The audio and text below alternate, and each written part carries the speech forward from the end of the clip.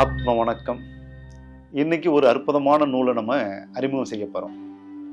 ஆத்ம பிரம்ம தத்துவ ஞானம். தத்துவ ஞானம் நமக்கு புரியும். எதை பத்தின தத்துவ ஞானம்? பிரம்மத்தை பத்தி, பரபிரம்மத்தை பத்தி, இந்த ஆன்மாவை பத்தி. ஏன்னா ஆன்மா முடிவுல போய் சேரக்கூடிய இடம் எது? பரபிரம்மம். அப்ப இரண்டினுடைய தத்துவம், அந்த இரண்டினுடைய ஞானம் முழுமையாக நமக்கு இருந்தா மட்டும்தான் நம்மளால எளிமையாக பயணம் செய்ய முடியும்.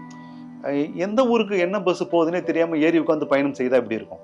எங்க போகுதுன்னே தெரியாம இருந்ததுன்னா, அந்த மாதிரி இல்லாம நான் இங்கதான் பயணம் செய்ய போறேன், இதெல்லாம் இப்படித்தான் இருக்குது அப்படிங்கிறத முழுமையா தெரிஞ்சுக்கிட்டு பயணம் செய்யும் போது பாதுகாப்பான ஒரு உணர்வு ஏற்படும்ல, ஒரு பயம் இருக்காது, அச்சம் இருக்காது. ஏன்னா இது ஆன்மீகம் சார்ந்த பயணம், உள்கடந்த பயணம்.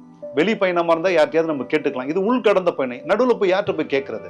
அப்ப எல்லாத்த பத்தின ஒரு பூரண ஞானம் நமக்கு இருக்கணும். அப்ப பரபிரம்மத்தை பத்தின ஞானம், ஆத்மாவை பத்தின ஞானம் உங்களுக்கு முழுமையாக இருக்கணுங்கிறதுக்காக இந்த நூலை வடிவமைச்சிருக்கோம்.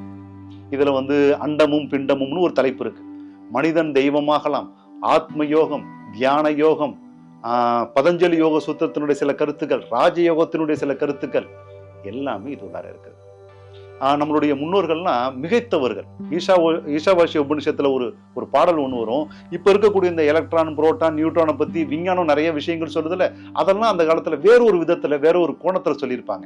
இதெல்லாம் தான் ஞானம். இந்த பாடல்கள்ல இருந்து நாம எந்த விஷயத்தை புரிஞ்சுக்கிறோம், எதை நோக்கி நம்ம பயணம் செய்யறோம் அப்படிங்கிறது அந்த பாடல்ல இருக்கக்கூடிய சூட்சமங்கள். இப்ப நான் அந்த பாடல் சொல்றேன் பாருங்களேன். அது அசை உள்ளது, எனினும் அது அசையாது. அது தூரத்திலும் உள்ளது, எனினும் சமீபத்திலும் உள்ளது. அது அனைத்துக்கும் உள்ளே இருப்பதாயினும் அனைத்துக்கும் அப்பாலும் உள்ளது. இதுல இருந்து என்ன புரியுது?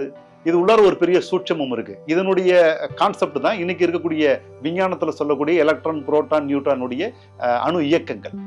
அப்ப இதனுடைய இயக்கத்துக்கும் இந்த பாடல்களுக்கும் பிரம்ம ஞானத்துக்கும் ஒரு தொடர்பு இருக்குது. இதெல்லாம் விளக்கமாக சொல்லக்கூடிய ஒரு அற்புதமான ஒரு நூல்.